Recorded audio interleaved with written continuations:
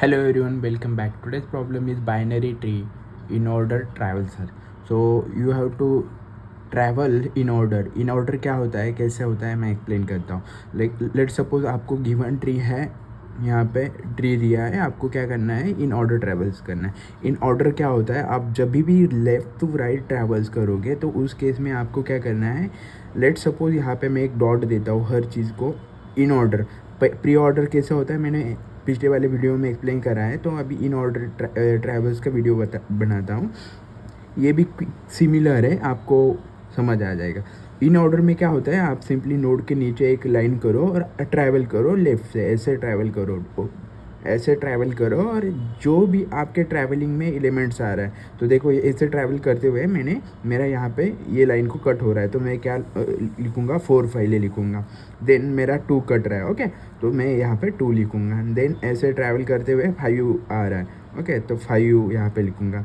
Then ऐसे जाऊँगा, तो आपको ऐसे जाना है, तो यहाँ पे 1 आ रहा है मेरा, ओके, तो 1 आएगा. देन मेरा 3 आएगा, ओके, देन 9 आएगा.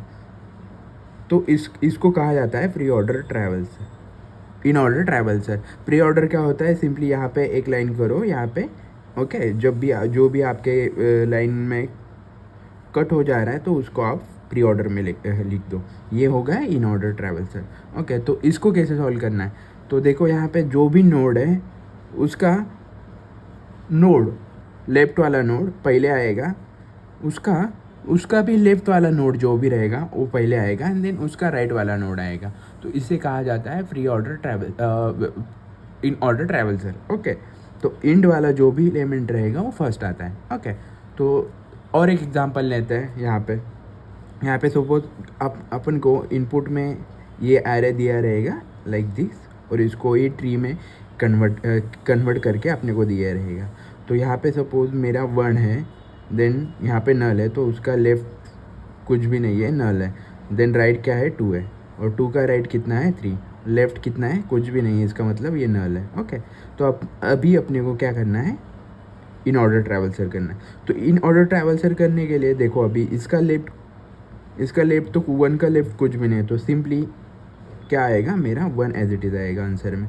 देन मैं चेक करूँगा राइट, 1 का राइट 2 है, 2 का मैं लेफ़्ट चेक करूँगा, 2 का लेफ़्ट कितना है मेरा, 3 है. तो मैं क्या करूँगा, सिंपली 3 को यहाँ पे डिफाइन करूँगा. और अभी देखूँगा मैं 2 का राइट क्या है, राइट कुछ भी नहीं है, ओके. तो यहाँ पे सिंपली क्या कर दूँगा, √2 को असाइन कर दूँगा. तो ये आ गया अपना आंसर, ओके. तो ये होगा अपना इसका आंसर 1 3 2. तो इसको कोडिंग में कैसे सॉल्व करेंगे, तो कोडिंग में ये सिंपल है. आपको अगर क्वेश्चन में ऐसा दिया रहेगा, कोई भी फंक्शन रहेगा जिसका नाम रहेगा इन ऑर्डर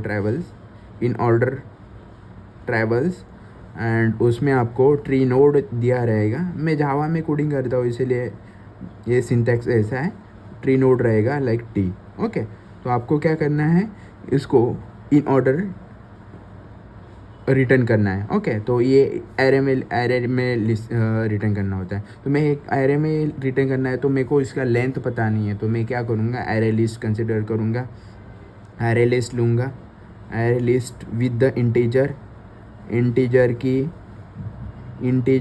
की लिस्ट लूँगा, उसका नाम दूँगा ls, और उसको असाइन कर दूँगा new array list with integer, okay. तो आपको ये हो गया एरे लिस्ट, ये हो गई अपनी एरे लिस्ट. अभी मेरे को इसको इन ऑर्डर ट्रैवल्स करना है, तो मैं एक हेल्पर फंक्शन बनाऊंगा, ओके, और उसको कॉल करूँगा. क्यों करना है हेल्पर फंक्शन, तो देखो यहाँ पे मेरे को रिकर्सिवली कॉल करना है, रिकर्सिवली. तो इसलिए मैं क्या करूँगा, हेल्पर फंक्शन कॉल करूँगा. अभी मैं रिकर्सिवली क्यों करना चाहता हूँ, उसमें क्या करूँगा मैं, पहले तो टी पास करूँगा, ये टी पास किया, और उसके बाद मेरा जो एरे लिस्ट है उसको पास किया, टी नोड पास करूँगा, ओके. तो देखो यहाँ पे रिकर्सिवली क्यों करना है. अगर कोई भी ट्री का प्रॉब्लम आ रहा है, वहाँ पे रिकर्सन यूज़ होता ही होता है. 90% प्रॉब्लम में रिकर्सन यूज़ होता है, ओके. तो कई में रिकर्सन को डिफी में कन्वर्ट किया जाता है, लेकिन मोस्टली रिकर्सन ही कहा जाता है. देखो यहाँ पे रिकर्सन ली, तो यहाँ पे मैं ये वाले नोड से मैं क्या कर रहा हूँ, लेफ़्ट को कॉल कर रहा हूँ। ओके, यहाँ से लेफ्ट ये वाला मैंने रूट नोड पकड़ा और उसको लेफ़्ट से कॉल कर रहा हूँ। अगर मेरे को मेरा कोई भी लेफ़्ट वाला जो भी एलिमेंट है वो अगर उसका लेफ़्ट और राइट उसका लेफ़्ट अगर नल आ रहा है तो मैं उसको क्या कर रहा हूँ, मैं एरे में ऐड कर रहा हूँ। ओके, तो इसीलिए मैं रिकर्शन कॉल कर रहा हूँ। ओके, तो मैं हेल्पर फंक्शन बना रहा हूँ अभी। हेल्पर फंक्शन बनाऊँगा, उसमें मेरा ट्री नोड जो भी रहेगा वो एज इट इज़ रहेगा। ओके, जिसका नाम मैं रखता हूँ टी, और मेरा जो एरे लिस्ट है उसका भी नाम रखता हूँ एज इट इज़ ls एरिट ls। ओके, तो अभी देखो मैंने बोला यहाँ पे जब भी कोई भी नोड है उसका लेफ्ट नल आ रहा है तो अपन क्या कर रहे हैं, सिंपली उस वहाँ पे स्टॉप करवा दें और वो एलिमेंट ऐड करवा रहे। ओके, तो अभी मेरा बेस कंडीशन वही हुआ, इफ़ अगर मेरा टी अगर नल है इज इक्व टू नल तो मेरे को स्टॉप करना है, मेरे को कुछ नहीं करना है अभी। सिंपली क्या करूँगा, रिटर्न करूँगा। अभी मेरा जो रिकर्सन कॉल है उसको मेरे को रुकवाना है। यहाँ पे मेरा रिटर्न टाइप कुछ भी नहीं है, वो हॉइड है मतलब, तो इसलिए मैंने सिंपली रिटर्न करवा दिया। ओके, अगर नहीं है तो मैं क्या कर रहा हूँ, अगर मेरा नहीं है यहाँ पे देखो मेरा ये जो लेफ़्ट वाला है कोई भी एलिमेंट लेफ़्ट एंड राइट नल नहीं है, तो पहले मैं लेफ़्ट को कॉल कर रहा हूँ राइट। तो मैं सिंपली यहाँ पे क्या करूँगा, लेफ़्ट को कॉल करूँगा, हेल्पर को रिकर्सिवली। आपको रिकर्सन सीखना पड़ेगा, रिकर्सन कैसे होता है। देन मेरा जो लिस्ट है एज इट इज जा रहा है। ओके, तो ये वाला एलिमेंट आ गया अभी। ओके, तो सिमिलरली यहाँ पे आ गया लेफ़्ट। सिमिलरली मैंने क्या किया, इसका लेफ़्ट ये 1 का लेफ़्ट ये डाल दिया, देन 2 का लेफ़्ट डाला मैंने यहाँ पे। ओके, तब 2 का लेफ़्ट डालने के बाद 4 आ गया। अगर 4 का लेफ़्ट ये वाला फंक्शन को कॉल करता है तो यहाँ पे रिटर्न हो जाता है, तो ये बैक आ जाता है। जैसे ही बैक आया यहाँ पे 4 पे, तो अपने को क्या करना है, उसका राइट को कॉल करने से पहले अपने को क्या करना है, उसको ये एलिमेंट को ऐड करवा देना है। किस में, तो एरे लिस्ट में। तो सिंपली यहाँ पे मैं लिस्ट डॉट ऐड कर दूंगा। ये जावा का फंक्शन है, तो आप अलग अलग प्रोग्रामिंग है, अलग अलग होता है। तो मैं क्या करूँगा, टी डॉट वैल्यू। ओके, तो ये वैल्यू, तो ये वाली वैल्यू मेरे को इसमें ऐड हो जाएगी। ओके, तो यहाँ पे ऐड हो गई ये वैल्यू। देन अभी मैं लेफ़्ट को कॉल, अभी देखो यहाँ पे मैं जो लेफ़्ट वाला जो कॉल है वो ख़त्म हो गया। अभी मैं राइट वाले को चेक करना, ऐसे नहीं थोड़ी, ऐसे जरूर नहीं थोड़ी ना। यहाँ पे देखो ये वाला एग्जांपल लेते हैं, ये देखो इसको 3 को अगर मेरा लेफ़्ट एलिमेंट नल है लेकिन राइट तो है, तो राइट को चेक करना पड़ेगा अपने को एंड तक कि राइट नल है क्या नहीं है। तो इसलिए मैं क्या करूँगा, हेल्पर को फिर से कॉल करूँगा with the T dot right वाला एलिमेंट पास करूँगा, एंड देन अपना जो एरे लिस्ट है एज इट इज़ पास करूँगा, और ये होगा आंसर।